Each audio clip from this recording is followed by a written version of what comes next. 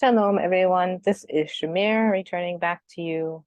And this little video is just to show you, if you're a student, how the program works and what you would learn. This is a comprehensive course that covers biblical Hebrew and modern Hebrew, and also touches on some biblical history and commentary reading for better understanding, and also covers some of the Apostolic Writings or New Testament. The courses are also designed in 3 levels: beginner, intermediate, and advanced. So whatever level or ability a student is at, there's always a place to start and a place for you. Most classes are one-on-one because some students move faster than others.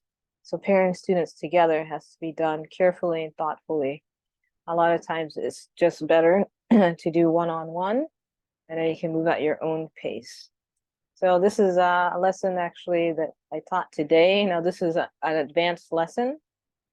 So more advanced students will start with a text. This is a Torah portion from a few weeks ago. So the student would read this text through. So we have the Torah portion, and we have the Haftarah for that particular portion as well. Here, so after the student reads, then we go through that portion. So it's the Midbar, Parashat Matot, and then, or Numbers, and then Numbers 32, 1 through 6. And I usually go through and read, and we go through the grammar. Remember, this is an advanced, this is very advanced. The student has been learning for quite a while. And we work on, is it an idiom that we're looking at? What are we looking at? How does it all fit together? And then we look at some commentary here.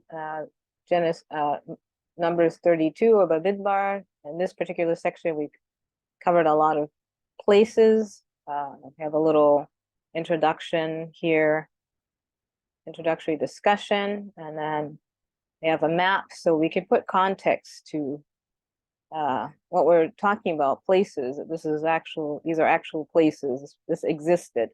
It's not the Bible in a vacuum, which is usually what we have, right? Somebody hands you a Bible and then that's it, and then they tell you how to understand it, and there's no history, there's no commentary, there's nothing, and then you're sort of just left with that.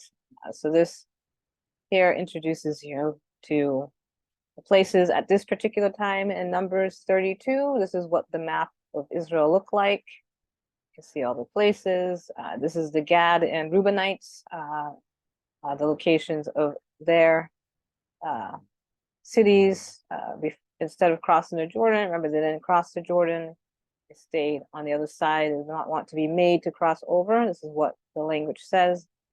And we have just a little commentary on the places, where they might have been, some things we know, some things we don't, since we don't live in that time period anymore. So we have lessons. I have lessons for children. So this particular student is advanced, more advanced. So she is reading some parts of the, this is Bereshit for children. It is an Israeli book, obviously, because everything's in Hebrew, but I do add English notes. Here the student would give the definitions for these words and phrases, and then we put them together.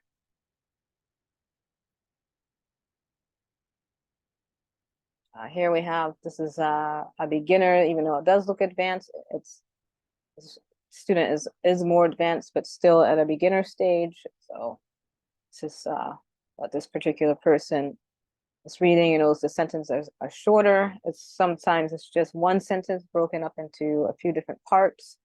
And again, we go through the grammar, so we understand what's happening and why does it say this, and the order of words.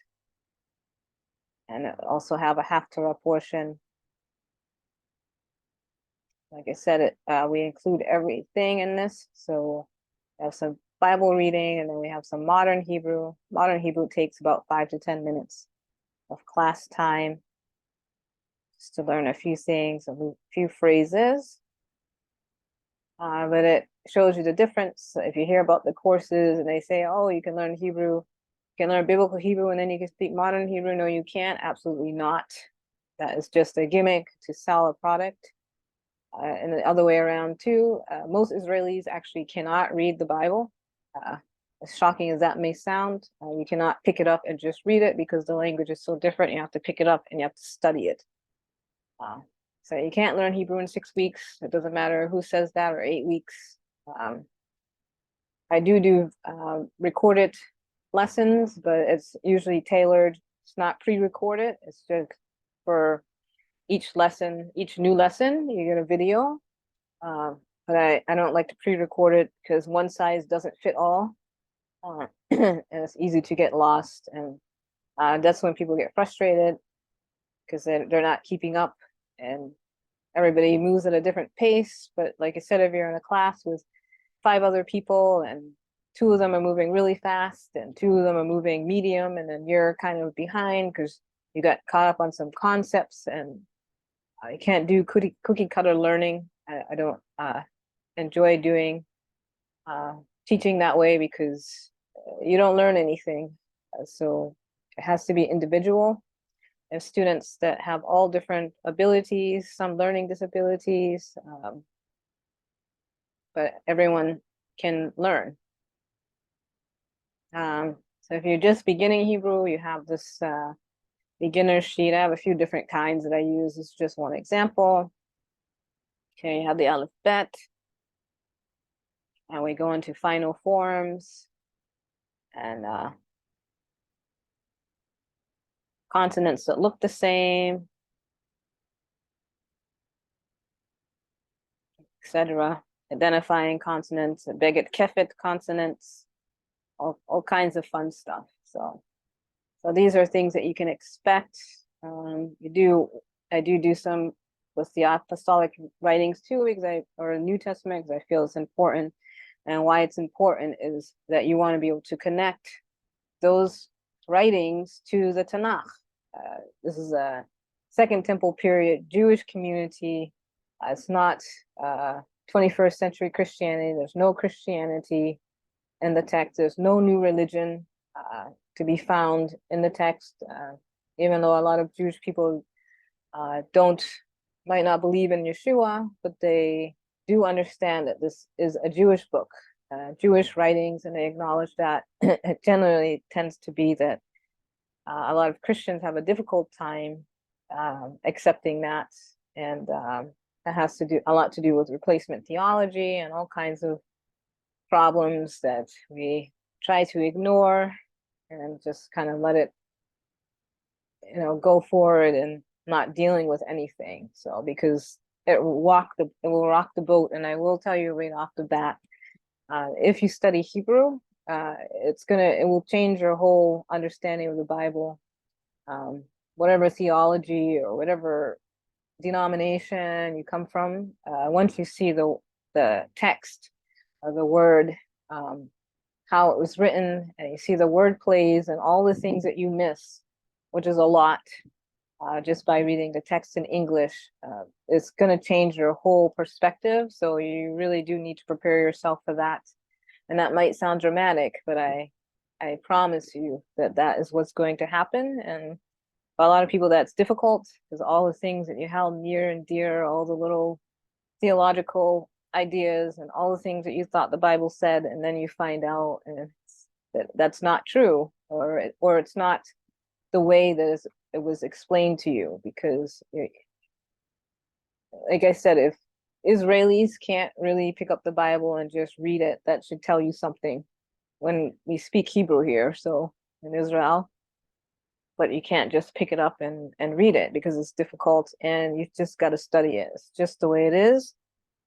It's nothing you can do about it unless you just want to stick with your translation, which has a lot of problems. So and you can't really sort those things out without the language of the text. So all right, friends, so that is it. This is what you can expect. Thank you for your time, for listening, and I hope to see you soon. Bye bye.